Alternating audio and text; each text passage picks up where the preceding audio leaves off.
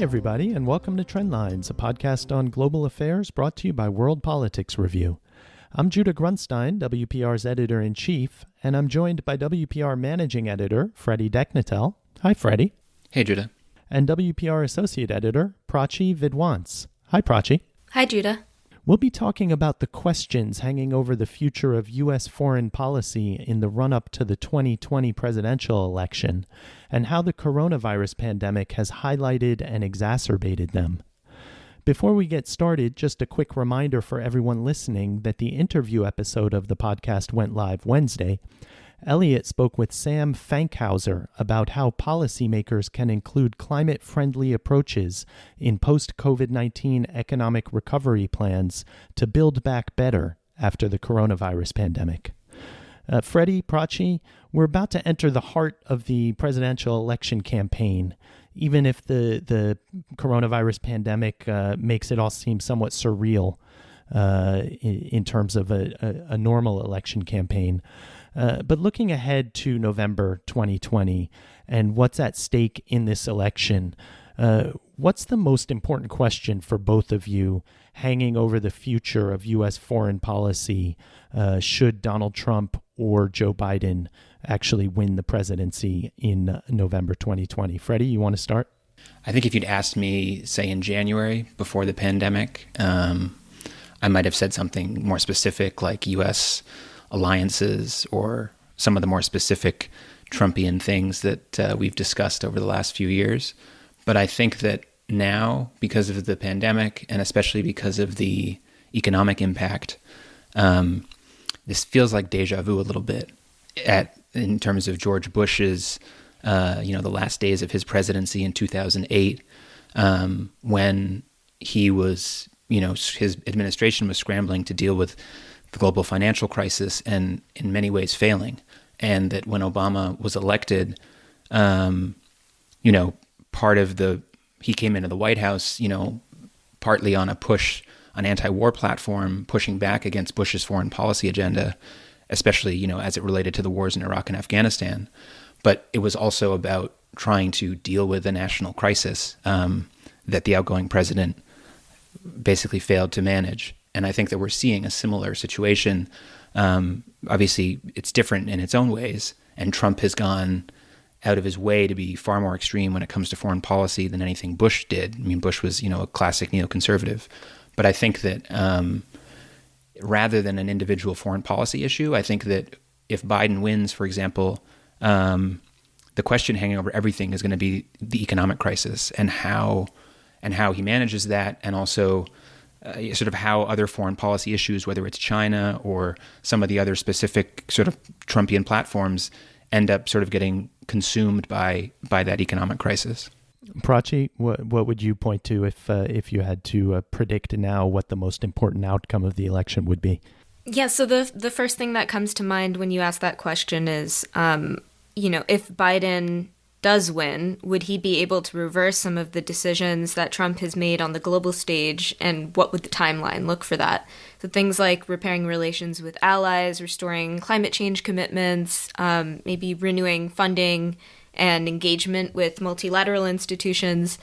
I think that the pandemic, as Freddie mentioned, has certainly changed a lot of these things as well. So when we're talking about whether Biden will change cooperation, that will probably come to the fore most in whether the U.S. government participates in vaccine development and sharing programs internationally. So I think the pandemic will color all of these things, but these questions will be somewhat consistent from before the pandemic as well. I like both of those answers, and I'm kind of jealous of them both now. I remember my initial reaction to Trump's victory in 2016, and I was writing every week at that point the Wednesday column, and so I essentially crafted this piece on the morning after the election outcome. And what I wrote then seems to be just as relevant today. That the main outcome from the election would for me was that we'd have to learn to live with uncertainty, because there were so many questions at the time about whether Trump would follow through in office on some of the things he campaigned on, whether he would manage to make those things U.S. foreign policy or not, given how at odds he was with the institutions and the consensus of U.S. foreign policy. And so I think we have some answers to that on certain things, certainly. But there also seems to be, to me, or it seems to me that over the past 3 years, that this uncertainty has become a fixture of Trump's presidency. And so for me, I think if I had to point to one thing that's really at stake, and a question for U.S. foreign policy would be, will we see a lifting of that uncertainty, a more consistent and coherent policy line for the U.S. to pursue and for foreign governments to anticipate? And I think also, very importantly, the question of a personalized approach to policy that Trump has brought to office, especially in light of his disconnect with the institutions of American foreign policy. So whether it comes to staffing the State Department and the Defense Department, for instance, and other agencies, respect for expertise and an established interagency process to vet and shape policy, and obviously more coordinated communications. All of those things I think are really at stake, and that to me would be the most important thing that could then have an impact on what kind of global leadership the United States will play if it so chooses. I think what seems even more apparent now is, running down the list of things that Trump did when he came into office and then, throughout his presidency on foreign policy, whether it was pulling out of the Trans-Pacific Partnership or the Paris Climate Agreement, or, threatening to tear up NAFTA, or, launching trade wars with China and with Europe, that, we sort of constantly came back to this idea that Trump sort of got away with a lot of it. That, they certainly had impacts, and I don't want to minimize the negative impacts that all of those things had. But because of the continued, economic growth in the U.S. and just other factors, there was this sort of constant question of like, how is Trump sort of getting away with these things? That the impact was either never as bad in some of these instances as people warned, or at least they were delayed.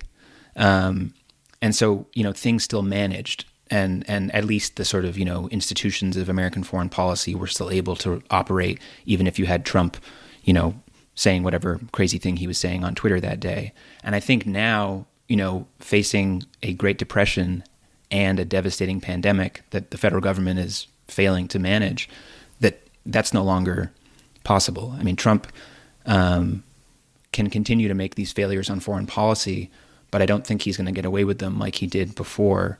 And especially if it's, a question of refusing to try to cooperate with other countries to develop a vaccine, or aggressively going out of your way to try to blame China to deflect from your own failures domestically, that just the costs of those things are apparent. And so that's going to be an issue, I think, leading up to November. And whether Trump wins or whether Biden wins, I think that any of those, either reversing some of Trump's moves on foreign policy, trying to, correct course or whatever, they'll just be much more complicated because they're going to be in the context of a major economic depression and presumably still a public health crisis. I think one thing that Trump's presidency has shown is that America's power and position is very forgiving of a very high level of incompetence and just unforced errors, self-created errors, which is essentially what you were saying. This idea that Trump did all these things that normally should have pretty significant impacts, and they did have impacts, but not quite as catastrophic as many people feared.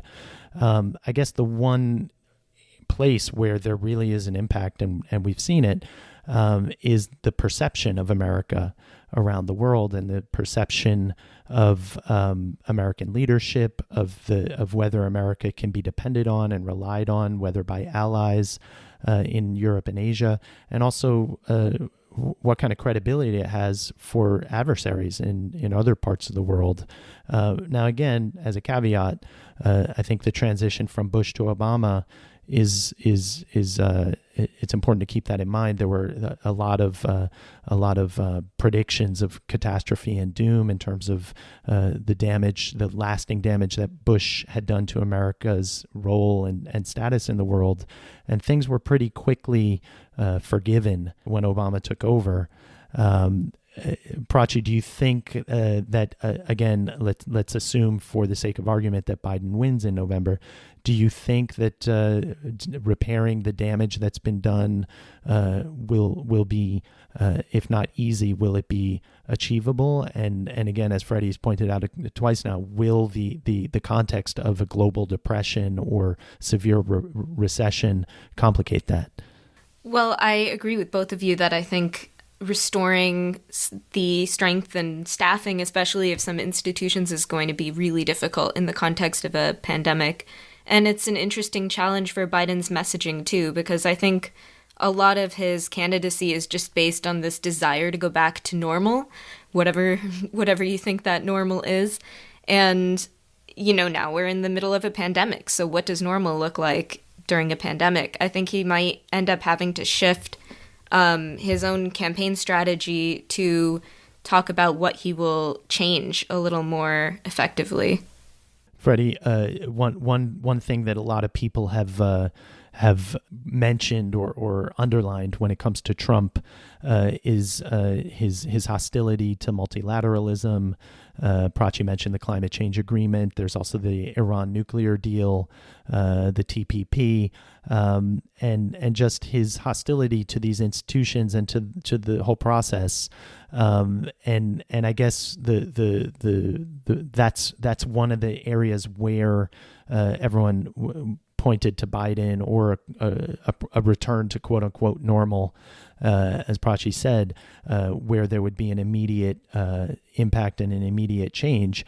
But will there be the same kind of multilateralism in the post-coronavirus pandemic, or in the year or two of the first year or so of the next presidential term, that really the pandemic will probably still be with us as an active issue to deal with in terms of everyday life and policy? So I guess that's really the question you're raising. Will there be the same kind of multilateralism when countries are facing such dire economic straits? I think that, I'm cautiously optimistic that there will be, at least because Americans want that. There was interesting polling that was cited in an op-ed this week in the New York Times by Heather Hurlbut, who has written for WPR in the past, saying that it's, Americans don't agree on anything really, but 97% of Americans, either 86% strongly and 11% somewhat, support international cooperation to fight infectious disease. So the idea that there should be international cooperation during the pandemic and, navigating whatever the post-pandemic world will look like, there's, almost unanimous American support, at least based on this polling.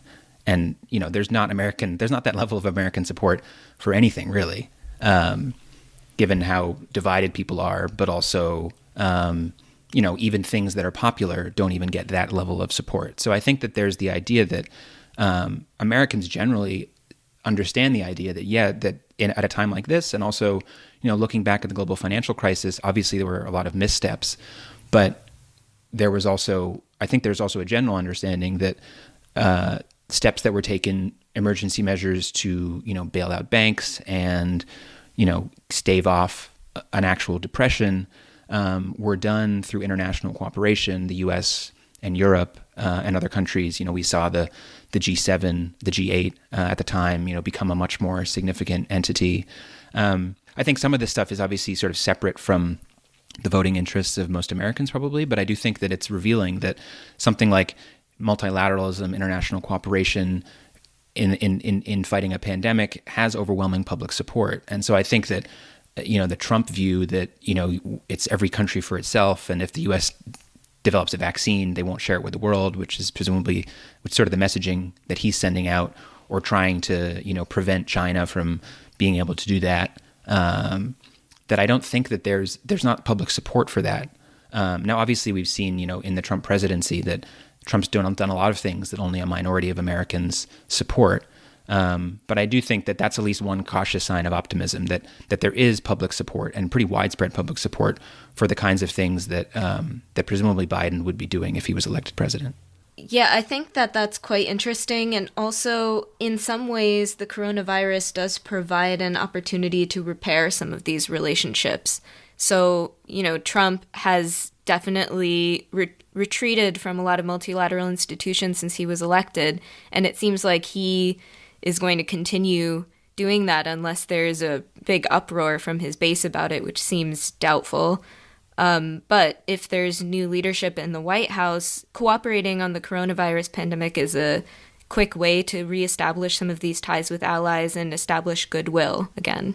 There also seems to be a demand for American leadership. The European Union has been trying to fill a role. They just had a donors conference, online or a video donors conference for vaccine research. And the U.S. should have and could have had a major role in that and chose not to participate. I don't think there's a great enthusiasm for Chinese global leadership or rather Communist Party of China global leadership as they determine their policy lines. Certainly not among U.S. allies in Asia and in Europe. So I think that there is a demand for a U.S. global leadership role, especially if it's in that sort of historical enlightened self-interest where the U.S. leverages these arrangements and these multilateral institutions to advance its own interests, but it also does so while providing public goods. And in this case, it would be creating the kind of consensus and pushing the lines a little bit to move things forward in terms of responding to the pandemic. And I think that's really where the U.S. response to the global financial crisis in the G20 in particular had its greatest impact, was this idea of trying to coordinate a collective response so that countries weren't competing with each other in their response to the financial crisis. And it seems to provide a good model for responding to the pandemic as well.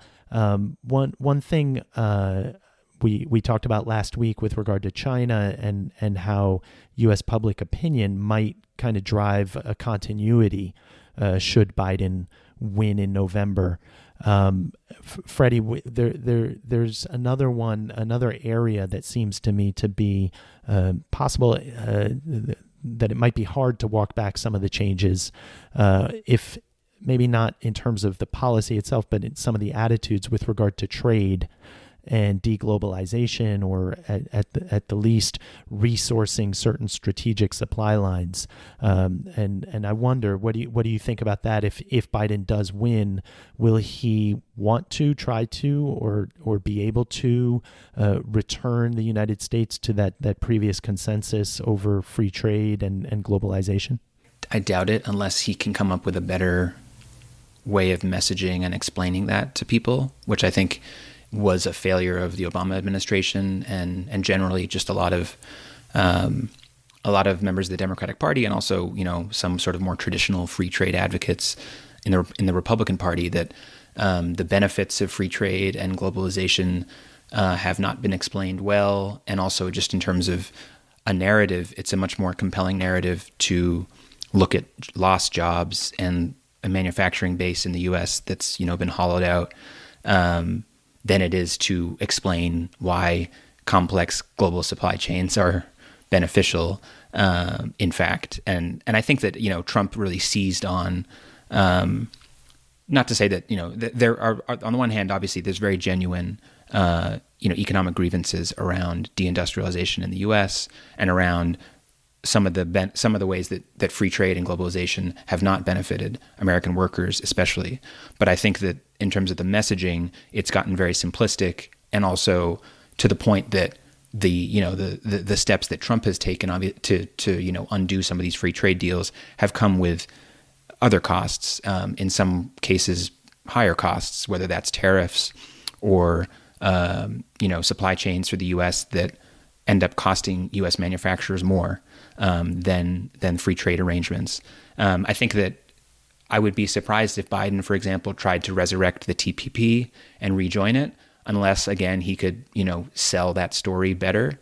At the same time, we've seen indications that Trump has basically been sort of advocating for a backdoor into the TPP, sort of saying they want China to go along with all of these U.S. Trade rules that, coincidentally enough, were written into the TPP. But the TPP wasn't popular because it would have been the world's biggest trade deal. And that's just politically sort of toxic. So I think that that's something that, predates the pandemic, certainly, but has taken on a different kind of urgency now because of the issue of supply chains and whether, certain critical industries should be manufactured domestically in order to plan for something like a pandemic. But I do think that Obama himself really never had an answer for why he didn't sell the TPP better to his own party. And I think that that's certainly a question that will be hanging over Biden if he becomes president. I think one of the big flaws of the messaging by proponents of liberalized trade was that it was very cavalier about it was pretty forthright about acknowledging that free trade deals have winners and losers, and that it's a balance of equities and which sectors and industries benefit, which demographics and profiles within countries benefit and which don't. And I think that there was always this sort of cavalier attitude of, well, if you're if you're one of the losers of globalization and free trade, then just find new skills and get back in the job market, and a real lack of compassion about what it means, for instance, for just an individual to lose their work and to lose their livelihood, and especially if it's the only thing that they have a skill to do. And then if you magnify that by whole cities and regions, so I think there was this lack of compassion, really, and I think that counterintuitively, or maybe not, the pandemic really opens up avenues for compassion. I think the government is going to be a provider of last resort for wide swaths of the population in the U.S. and around the world. Governments around the world. And so I think that the kind of grievances that were directed toward free trade are going to be relatively generalized now, where people will need help and compassion just to make ends meet, given the economic impact. So it could open up an avenue for saying we're going to be sending out life preservers to everyone, and globalized trade is a way in which we can build back, and maybe even build back better, to borrow that phrase, by distributing the benefits of free trade more widely. Prachi, something else comes to mind in terms of potentially low-hanging fruit for an incoming Biden administration. It would be the U.S. commitment to human rights and the values that have historically underlied U.S. foreign policy, sometimes honored in the breach and oftentimes used more with messaging than at the heart of policy.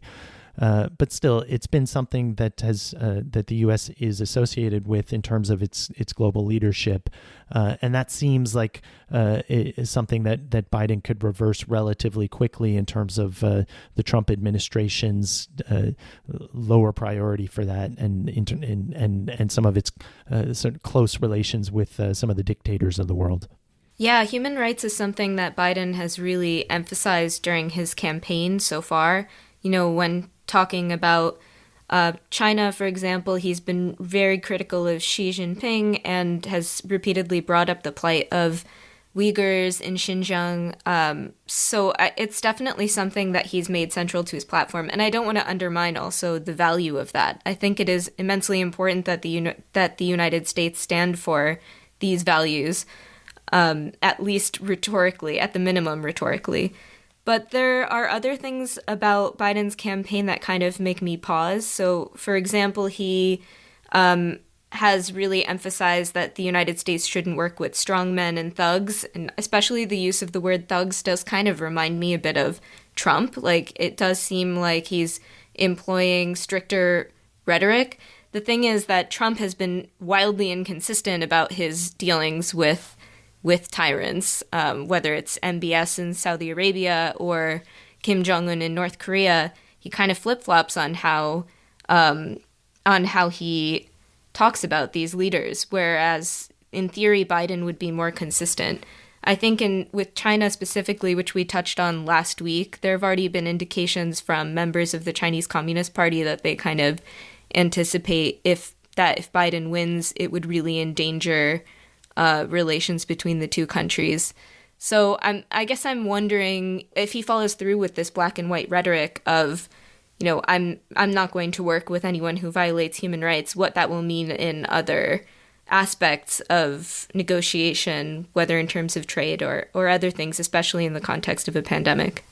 He wouldn't be the first president to sort of emphasize that on the campaign trail and then kind of accommodate some of the realities of U.S. foreign policy. Mm-hmm. I think the striking thing about Trump is how at ease he is in dealing with someone like Kim Jong-un, as you said, or even the Egyptian president El-Sisi, how admiring he seems of Vladimir Putin. And then at the same time, how the American hard line on Nicolas Maduro in Venezuela or on the Iranian regime, both of which seem to be in the same category. Freddy, do you think that this will be an area where Biden will be a traditional U.S. president who talks a tough game, but then ends up making the kinds of deals you need to make to keep Egypt as an American ally? Or do you think we might see a real shift because of the reaction to Trump's foreign policy? I think you could see maybe a little bit of both. Certainly, I think Biden himself has become more progressive of a candidate because he ran against Bernie Sanders and Elizabeth Warren, and just given the makeup of the rest of the primary field and just the way Democratic voters have shifted on a lot of these issues, or at least are more vocal. So I do think there'll be more pressure on him if, in a Biden administration to sort of follow up on those promises to be more honest and to be more to make U.S. allies more accountable. That said, Biden, obviously from a long career in the Senate, is a veteran of U.S. foreign policy and is also a veteran of sort of making those kinds of accommodations. And so I think that those two things will come into he'll have to try to resolve them or not resolve them if he were president. I think the bigger sort of question there, and this comes back to the point about Biden's central pitch, at least before the pandemic, of getting back to normal, whatever that meant. I do think in foreign policy terms broadly, meeting with other world leaders, whether that's U.S. allies who are prodded occasionally for human rights violations, or very close U.S. allies like Europe and NATO, that Biden will represent a return to normalcy, and that significance, even if it's symbolic, is still significant. And I think that we sort of can't undercount that, even though it's just optics, or even though it's just how summits and meetings with other leaders go. That's been such a disorienting aspect of the Trump presidency, that every summit there's just some wild card antics from Trump, or just some effort to make the whole thing the Trump show. And I think that there isn't any sense that you just can have a normal summit meeting with the U.S. president right now. And I think that would go a long way. And that probably would echo in some ways the transition from Bush to Obama. Obviously, Bush was no Trump, but I do think that there was, an ability, at least among Europe, at least among a lot of leaders in Europe in particular, who had very tense relationships with the Bush administration, to sort of reset once Obama was in office.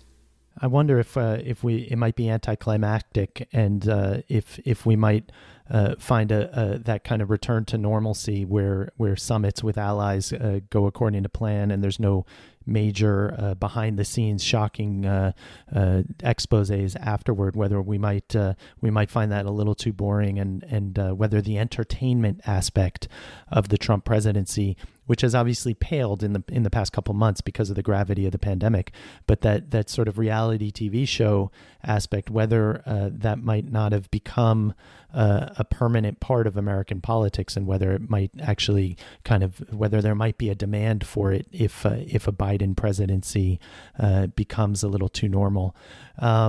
One quick question before we get to both of your final thoughts, and I'm sort of springing it on you both. So if you need a second to think it through, what would be your biggest fear if, for whatever reason, Donald Trump ended up winning re-election in November with regard to American foreign policy, in terms of the damage that he's done, and I guess what left remains to be done? Where would you be most fearful of the impact and the consequences that another 4 years of Donald Trump could have on U.S. foreign policy? I'm worried enough that I don't think it would be one issue. I think we would see a total acceleration of every tenet of Trump's foreign policy, if we can even call it that, of stoking tensions with allies and outright trade wars,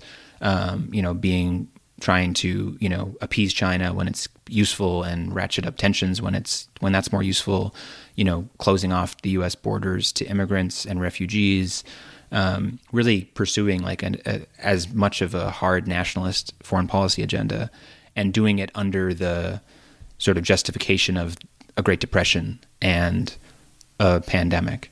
And I think it would be sort of the opposite of what we saw in, just to look back at history, that, in the actual Great Depression in the 30s, under FDR, the U.S. embraced, a much more inclusive kind of politics than it ever had before through the New Deal. And that was obviously not the experience of many other Western countries, or some other Western countries at least, during that decade. That, economic depression can also breed reactionary and even worse forms of politics. And Prachi? Yeah, I mean, I would agree with Freddy. I think that there's not one single fear that jumps out immediately, but I do think that the pandemic is already, I mean, for the most part, it's bringing people together, and there's definitely a sense of, appreciation for the value of social distancing and protecting not just the people you love, but other people in your community as well. So that's nice, but I definitely think that as the weeks have gone on, there has been more division, and I'd be concerned to see some of those. I'd be concerned to see Trump kind of take advantage of that to drive the country further apart to the point where we can't really agree on anything anymore. I guess for me, it would be this sense. I think already the Trump presidency has underscored for observers around the world the inherent instability of American foreign policy. We already saw a pretty wide range when you went from George W. Bush to Barack Obama, but still there for all of the catastrophic decisions of the Bush administration in terms of the Iraq War, for instance, and some of the hostility toward multilateralism. On a lot of things, the Bush presidency was in the range of the American foreign policy consensus, with the exception, obviously, I think of the Iraq War. But I think that the Trump presidency has sort of shown that you can easily lose that durable and widely held consensus that has characterized American foreign policy. And so already there's this question of, every 4 years, the world is sort of waiting and asking itself, which America will we be dealing with for the next 4 years? And I think that if Trump wins re-election, I think that it will be pretty demoralizing for people waiting for America, the America that they got used to and that they recognized, to make a return. And I think my biggest fear would be one of the consequences of what you both mentioned, that a country, first of all, that America would be somewhat normalized and become a country like any other, which is just using transactional politics to achieve the best outcomes for itself without any consideration of public goods. And then I guess the more importantly too, or as importantly, a country that's divided really can't respond and intervene and project power on the world and in the world, and would be a lot more vulnerable to erosion of its power, and I think that you would see a lot more strategic opportunism by China, for instance, and Russia to sort of chip away in terms of areas where America might have been more dependable to push back in the past, and if it were that divided, would be unable to do so. Any final thoughts before we move on? Only just to say that as much as the pandemic has added this new, even more than just a wild card, I think it's completely changed the sort of political situation in such a short period of time, that depending on what unfolds through the summer and into the fall, there is the likelihood for further instability, and how this unfolds will continue to surprise us. It's a good point. We're having our discussion, and it's still pretty early days. The November election might take place in a very different America and a very different world than the one we're in right now. All right, time to mention some WPR articles for everyone listening. Freddie, which one did you want to flag? Howard French's column this week, looking at the risks of America's fade out, in his words, and Trump's mismanagement of the pandemic, but also taking a longer view of the sort of decline in American influence and power, some of which we've been discussing here. And it strikes a good balance between looking at things that Trump is indeed responsible for, but how in many ways this is much bigger than Trump. And Prachi? So I want to mention the briefing by Christopher Stone on policing during the pandemic. So Christopher explains that police forces had to make some early decisions about what to prioritize in their response to the pandemic between, say, investigating the sale of counterfeit medical equipment or, on the other hand, aiding public health workers. So he writes, in hindsight, some of the priorities set by law enforcement agencies early on in the pandemic seem to have missed the most urgent needs of the public. And on top of that, the pandemic has reinforced existing public attitudes toward the police, heightening tensions in places where police are strictly enforcing lockdowns. All right. And I'll mention this week's in-depth article by Céline Monnier and Habib Mayar on the dual challenge that the coronavirus pandemic poses to fragile and conflict-affected states, where the pandemic threatens not only public health, but also peace.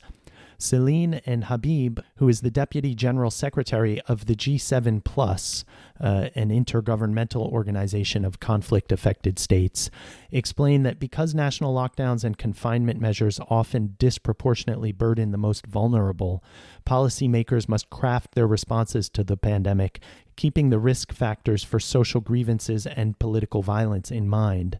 As they write, quote, if this pandemic has taught us anything, it is that prevention should be undertaken early. Many countries are facing the negative health consequences of a late response to COVID-19. We should not make the same mistake with the prevention of violence, unquote. All right, two things I want to mention before we get to the Who Said That segment. First, if you'd like to stay up to date on everything we cover at WPR, go ahead and sign up for our free daily newsletter at wpr.pub/trendlines.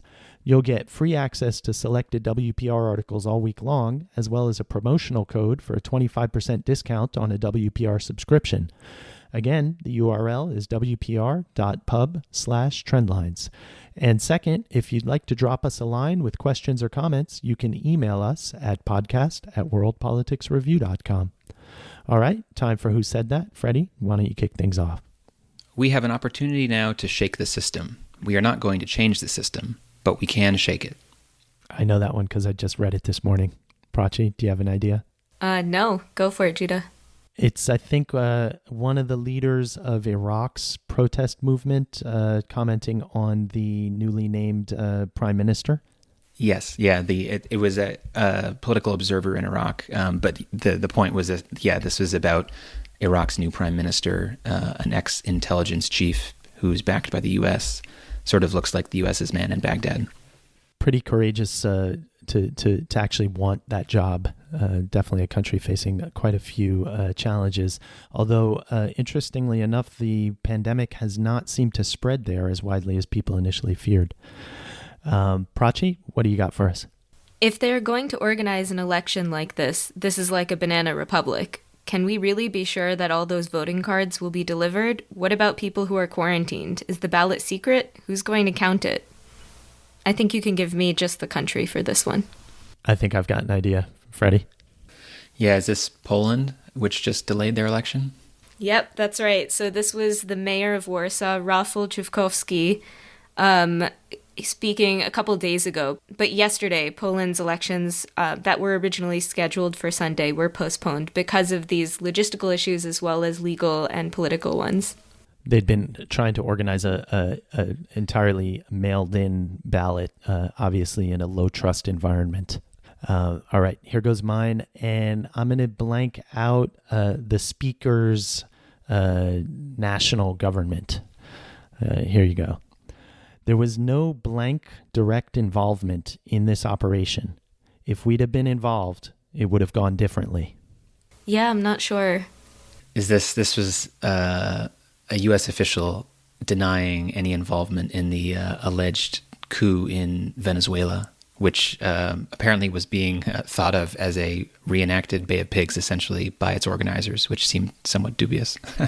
That's it. It's U.S. Secretary of State Mike Pompeo. And I've seen this very bizarre privately equipped commando squad that landed on a beach west of Caracas in Venezuela, referred to as the Bay of Piglets invasion. There was actually quite a few of them were promptly killed and others captured by the Venezuelan security forces, including 2 Americans who are among those being detained. All right. Great stuff. Thanks, Freddy. Thanks, Judah. Thanks, Prachi. Thanks, Judah. If you'd like to stay up to date on everything we cover at WPR, go ahead and sign up for our daily newsletter at wpr.pub/trendlines. In addition to free access to selected WPR articles all week long, you'll also get a promotional code for a 25% discount on a WPR subscription. And if you'd like to send comments or questions, email us at podcast@worldpoliticsreview.com. Trendlines is produced and edited by Peter Dury. You can follow him and World Politics Review on Twitter, and you can find links to pieces covering the issues we talked about in the show notes on worldpoliticsreview.com. Have a great weekend, and see you next week for 2 new episodes of Trendlines.